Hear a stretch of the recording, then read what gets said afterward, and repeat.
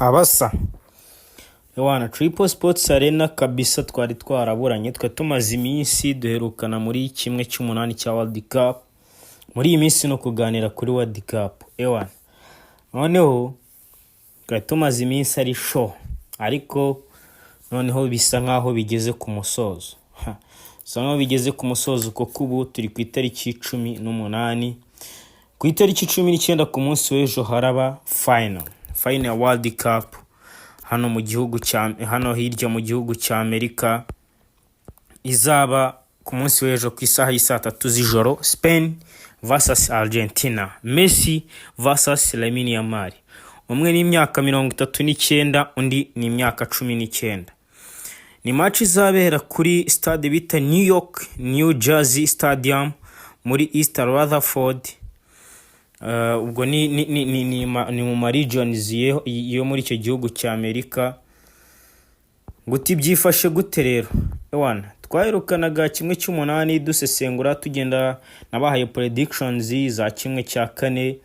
Ama equipe yose predictions nabahaye zageze muri kimwe cya kane cyase muri quarter final, ariko bazo nababwiye muri kimwe cya kabiri habaye mu gutungurana ewana.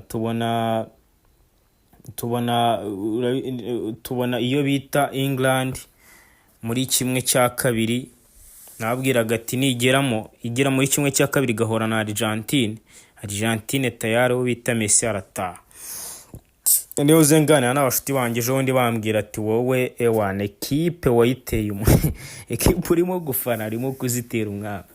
Abagase none ngiye kujya mfana none izo ntari gufana kugira ngo arizo zitsinde ewana. Ariko toujours Messi yakoze icyo bita itandukaniro. Ndonya ndababwira ni Spain Spain iramutse ikomeje ikajya muri semi-final izahura na France, kuko uko inzira zari zimeze niko zari zimeze icyo gihe. Rero iyo bita France bijyanye n'ukuntu twari tumaze iminsi tuyibona, equipe yari imaze gutsinda ibitego byinshi mu irushanwa, equipe yari ifite umaze gutsinda ibitego muri World Cup, yari ifite umukino umaze gutsinda ibitego byinshi muri World Cup, ufite assist, uri on form kabisa nka Mbappe. Umwe muri tara twemeranya ko we na Lamine Yamal, tugashyiramo Jude Bellingham hafi aho, nubwo wenda atari karite zimwe, atari abantu batsinda ibitego ku rwego rumwe, ariko tukavuga dutabangaba ewana bagiye gutwara icyo bita itara ry'umupira w'amaguru ku isi. Nyuma yuko abasaza bagenda babyina bavamo babyina ibyo bita mataha ewana, nibo tuzasigara duhanze amaso tukavuga dutese koko izo show bazaziduha. Ariko reka twigarukiye muri World Cup, abo ngabo n'indi ngingo y'undi munsi. World Cup nyuma ya semi-final, nyuma yuko semi-final itunguranye yabaye nk'itunguranye, ariko tutavuga ngo yaratunguranye cyane bitewe nuko nubwo twavugaga ngo France ishobora gukomeza, ariko ntitwakibagirwa ko twanavugaga duti uwo bita Wenga mbere yuko quarter final iba avuga ati turi mu nzira yo kuba twahora na Spain igihe yaba ikuyemo Belgium, dore ko ari nayo twahaga amahirwe cyane Spain ko yakoramo Belgium ikayikuramo. Avuga duta England kuri Norvege birashoboka cyane, kereka wenda uwo bita Erling Haaland aramutse akoze itandukanye, ariko twabonaga ko ariyo karite yonyine ihari. Ariko twanareba nanone mentality y'abakinnyi b'Ubwongereza, tukareba tala bafite, tukareba karite bafite mu kibuga, tukareba inyota bafite yo kuba mu by'ukuri igikombe baheruka ari cyo muri 66, bakaba bavuga bati nibura generation zabaye nziza nk'iza ba Beckham, ba Frank Lampard, ba Stevie G, ba Paul Scholes, zagiye nta kintu zikoze, reka nibura twebwe tubakure mu isoni. Ariko byaje kurangira mu by'ukuri muri kimwe cya kabiri bagezeyo bagombaga guhura na Argentine yari imaze gukuramo Swaziland. Hano tubona iyo bita Spain nayo ikuyemo Belgium ku bitego 2-1, irakomeje igeze muri semifinal igiye guhura na France yari imaze gukuramo Morocco ku bitego 2-0. Ibyo byasaga nkaho ari urucabana.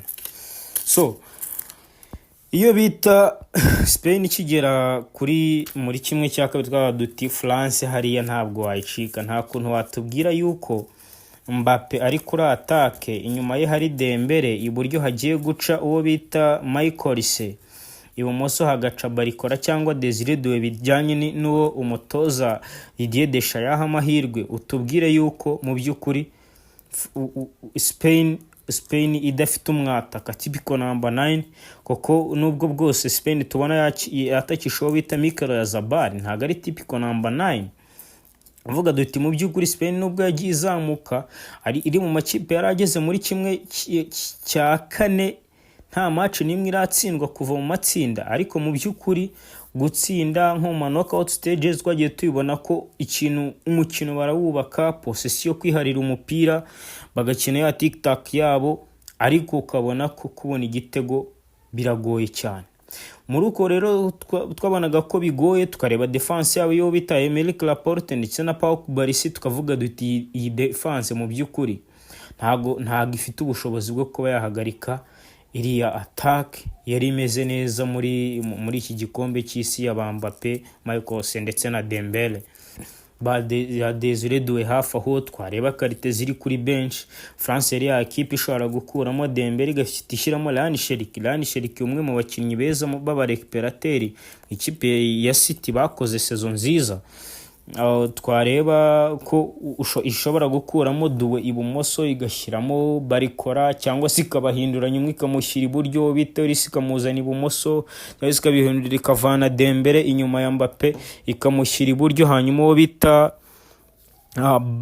bita Michael Olise agakina inyuma ya Mbappe. Tukavuga duti mu by'ukuri iyo bita France ifite ibisubizo, ariko siko byagenze. Iby'umupira bigira byawo, koko ntago twakibagirwa ko nanone niyo Spain nayo ifite karite yuko ari ikipe ikorera hamwe, ikipe idafite amayigo, ikipe ikina umupira wayo w'umwimerere wa tic-tac, ikipe iziranye kuva ku mutoza kugera ku bakinnyi, dore ko umutoza De La Fuente abenshi muri aba arabazi, yagiye abatoza mu ma equipe y'abatoya. So iyo nibyo tuza kuganiraho, turimo gusesengura noneho ese hagati ya Argentine na Spain niyihe twaha amahirwe, ese imwe niyihe karite ifite indi niyihe idafite, mbese ikinyuranyo kirihe gishobora gutanga amahirwe kuri imwe kugira ngo ibe yatsinda. World Cup, Spain yaje gukubita France mu buryo bworoshye cyane, yanayirushije cyane. Uwo bita Mikel Oyarzabal kuri penalty ku munota 22 n'uwo bita Pedro Porro ku munota 58. Iyo bita France bayikubise igitego cya kabiri, abantu baravuga ati iratashye ya collectivité ya France. Wa mutoza wayo De La Fuente watwaye igikombe cya Euro 2024 aba akoze itandukaniro n'ubundi nk'ibisanzwe. Tubonye Spain igeze kuri finale. Ku munsi ukurikiyeho umukino rero, ku munsi ukurikiyeho habaga umukino w'ikipe y'igihugu y'Abongereza ndetse na Argentine. Umukino ko wagenze twarawubonye, byatangiye ikipe y'igihugu y'Abongereza mu by'ukuri irimo kurusha ikipe y'igihugu ya Argentine, kugezaho ku munota 55 Anthony Gordon kuri passe nziza yahawe n'uwo bita Declan Rice yatsindaga igitego cya mbere. Match ikomeza mu by'ukuri. Argentine uko umukino wagendaga wegera imbere niko yarushagaho umutoza Lionel Scaloni kugenda ashyiramo abakinnyi bagiye batandukanye, arushaho kwataka we aho kudefanda. Nubwo yari yatsinzwe, yari ameze nkaho nta kiramira, undi nawe yaravugaga ati iki gitego kimwe mfite nkirinde mpaka ku munota 90. Byarenze bigera ku munota 85. Iyo bita Argentine irimo kwataka, abenshi duhuriza ku kuba mu by'ukuri wo bita Thomas Tuchel umutoza w'ikipe y'igihugu y'Abongereza yara ari we usa nkaho yatanze kipe, ariko mu by'ukuri muri football niko bimera.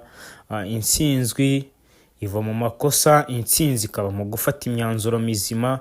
Ibyo Lionel Scaloni yakoze byo gusimbuza agashyiramo ba Lautaro Martinez akarekiramo Julian Alvarez, ba Enzo Fernandez bari hafi aho, barakomeje bahaga ikipe y'igihugu y'Abongereza paka Shera nawe akora ibisi kugeza aho yageze aho ashyiramo abadefanseri bagera kuri 7 mu kibuga.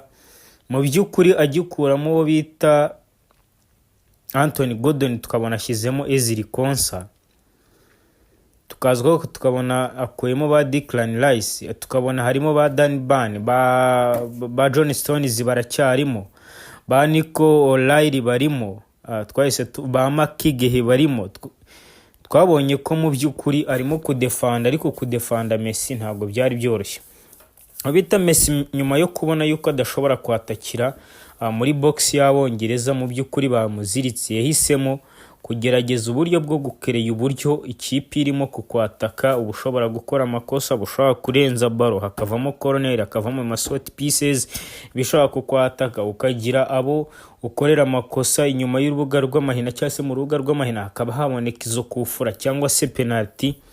Aribyo byatumye nko ku gitego cya mbere ari corner yatanze passe 2-3, atanga passe kwa Enzo Fernandez nyuma y'urubuga rw'amahina, aba tayari umunyezamu Jordan Pickford ntiyamenyaho baro irengeye.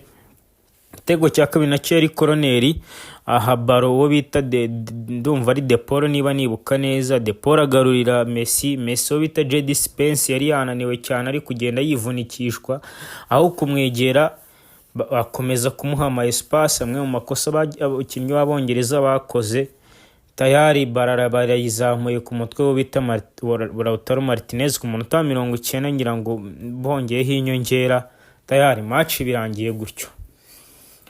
Argentine iba igiye 1/2 inzozi mbi kuri Bongereza, inzozi zo kugera kuri finali, bakaba bagira icyo bakora nyuma y'iyo myaka yose kuva muri 66 bavuga bati nibura twongere dutwara igikombe cy'isi. Ziba zirangiriye muri 1/2. Last dance yo bita Hurricane, bijyanye n'imyaka tubona ko mu by'ukuri muri 2030 ataba acyatakira ikipe y'igihugu y'Abongereza. Itandukaniro twabonye ko mu by'ukuri bitandukanye na Spain na France, aho wabonaga Spain yarushije cyane France. Itandukaniro ryo kuri match y'Abongereza na Argentine byagaragaye ko ari mu myanzuro y'abanyezamu, ndetse na Messi nk'umukinnyi ukomeye, nk'umukinnyi udasanzwe nawe ushobora gukora ibidasanzwe kuri assist ze 2, mu kugerageza kuba nka player coach, kugenda yorganiza abakinnyi babwira ibyo gukora, kugenda créer ama espace hatari, kugenda amenya aho agomba gutanga baro hari icyuho ku buryo hava igitego. Match ibirangiye tubonye abafinaliste aribo Argentine na Spain. Ubu ngubu bivuze ngo ewana kwejo ku itariki 19 ikipe y'igihugu ya Argentine ikipe y'igihugu ya Spain barahurira kuri finali. Kuri finali mu mujyi wa New York muri Amerika, niho bari buze guhurira. Stade nabonye bayita ngo ni New York, iri mu mujyi wa New York niba nibuka neza. Stade sinibuka ukuntu nabonye bayita, gusa reka bitujyane noneho kuri finale. Ese kuri finale twitega iki? Kuri finale ikintu twakitega, tugiye kwitega abatoza babiri basa nkaho ari amazina matoya, ntabwo ari nka ba Tuchel baciye muri za Chelsea, batoje amakipe akomeye agiye atandukanye nka za Paris Saint-Germain, ntabwo ari nka ba Roberto Martinez, ni ntabwo ari nka ba batoje ababirigi bakaba bari no muri Portugal, ntabwo ari nka ba Didier Deschamps, ntabwo ari abatoza mu by'ukuri bafite, navuga ngo bafite ibizina biremereye. Twavuga ko aba batoza ntabwo ari abatoza b'ibizina biremereye, ariko mu by'ukuri bagaragaje ko ari ikintu bashobora gukora. Mu by'ukuri umutoza Lionel Scaloni ubundi yari umuntu usanzwe mbere y'uko afasha Messi gutwara igikombe cy'isi, mbere y'uko amaze kuhabwa akazi 2018, ariko nyuma yo gufeiringa cyangwa se kutabasha kwitwara neza mu gikombe cy'isi cya 2018 cyo bita Jorge Sampaoli yaje kwirukanwa na Federasiyo ya Argentine. Federasiyo ntiyabasha kubona umutoza w'izina rinini wagombaga gusimbura uwo bita Jorge Sampaoli. Bafata umwanzuro wo kuba bamusimbuje Lionel Scaloni wari umutoza wungirije wa Jorge Sampaoli. Mbere na mbere ubundi agifata ekipe y'igihugu ya Argentine yari nk'umutoza w'agateganyo cyangwa se abo tukunda kwita bakayateka, ariko yaje nyuma guhabwa ikipe y'igihugu burundu. Abantu batangira kugenda bamukritika bavuga bati ntago ari ryo zina mu by'ukuri ryari rikwiye guhabwa ikipe y'igihugu ya Argentine, ikipe y'igihugu ikomeye nka Argentine. Ariko mu by'ukuri kugeza ubu naramuka atsinze Espagne ku cyumweru ejo, azaba atwaye ibikombe bigera kuri 4, ibikombe 4 bikomeye, nyuma yo gutwara Copa America 2, nyuma yo gutwara World Cup 2022, natwari ejo nagira gutya agatwara igikombe, azaba amaze gutwara ibikombe 4 bikomeye cyane ku ikipe y'igihugu. Ubwo ndavuga Copa America 2 ndetse World Cup 2 noneho zikurikirana. Azaba ari ikintu kidasanzwe, dore ko azaba ari umutoza wa kabiri ubikoze nyuma kuva mu 1930 bikorwa n'uwo bita Vittorio Pozzo watozaga ikipe y'igihugu y'Abataliyani, ngira ngo yagitwaye muri 34 no muri 38 muri iyo myaka. Ni kera cyane, urumva yawana imyaka ishize ari myinshi cyane kabisa. Ku rundi ruhande ariko umutoza nawe Luis de la Fuente ajya gutoza ikipe y'igihugu ya Espagne yari umutoza utazwi mu by'ukuri mu maso ya rubanda, ntago ari umutoza ahabwaga icyizere. Ariko nyuma yo kumara imyaka 10 mu ekipe y'abana mu gihugu cya Espagne, atoza mbere na mbere atoza ikipe y'igihugu y'abategereje imyaka 19 ya Espagne, nyuma baza kumuha ikipe y'igihugu y'abategereje imyaka 21, nyuma bamuha ikipe y'igihugu y'abategereje imyaka 23. Ubwo hari mbere yuko ahabwa ikipe y'igihugu nkuru muri 2022, hanyuma 2024 ibyabaye mwarabibonye ejo bundi atwara Euro cyangwa se igikombe cyo ku mugabane w'Uburayi, iki gikombe cy'igihugu cyo ku mugabane w'Uburayi. Mu by'ukuri uwo bita ubwo tuvuye kuri De La Fuente gato tukongera tukajya kuri Scaloni, ikintu cya mbere yakoze yari ugushaka kubaka inzira cyangwa se kubaka ikintu gishobora kubyaza umusaruro umwe mu bakinnyi babo b'ibihe byose, umwe mu bakinnyi babo bafite karite zirenze iz'abandi, umwe mu bakinnyi ba mbere ku isi, Lionel Messi. Nicyo kintu yakoze mbere na mbere, ari nacyo cyamubyariye umusaruro kugeza ubwo amaze gutwara ibikombe 3 bikomeye, akaba ageze finali yindi bishoboka ko yanatwara n'igikombe cya 4. Tukongera tukareba gato kuri De La Fuente. De La Fuente w'ikintu yakoze mu buryo bw'imitoreze ye, De La Fuente yakoze ikintu nakwita gufata iyi generation nshyashya y'abana batoya, ayubakamo umukino, ayinjizamo, abasha kuyinjizamo gukina umukino w'umwimerere wa Espagne wo kwiharira umupira.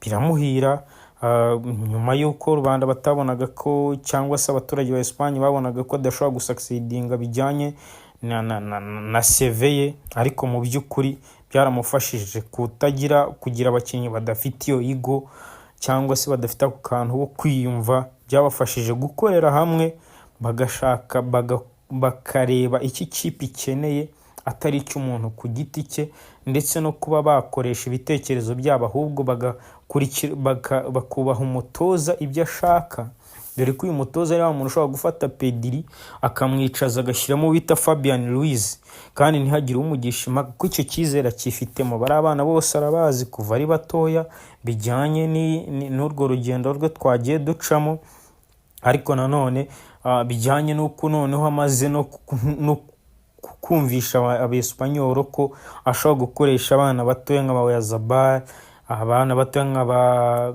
Fabian, nk'aba Pedri, nk'aba Lamine Yamal imyaka 19 yonyine, ba Nico Williams, ba Cucurella, ba Pau Cubarsí 19, akubaka ikipe imeze ityo mu by'ukuri, ariko ikagira ikintu ikora.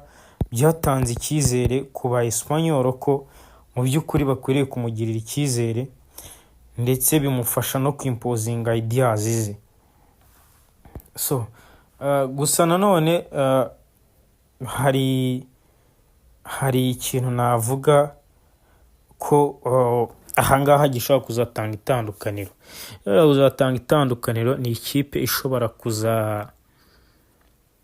kuziharira umupira, ishobora kubona ibitego, kuko yose ni ama ekipe afite abakinnyi b'abatekinisiye bashobora gucreatinga ama espace, bashobora gutsinda igitego igihe icyo ari cyo cyose. Reka dutegereze turebe. Ciao, peace and love everyone. Kabisa nyuma y'igikombe cy'isi tureta twinjira mu kintu bita transfers.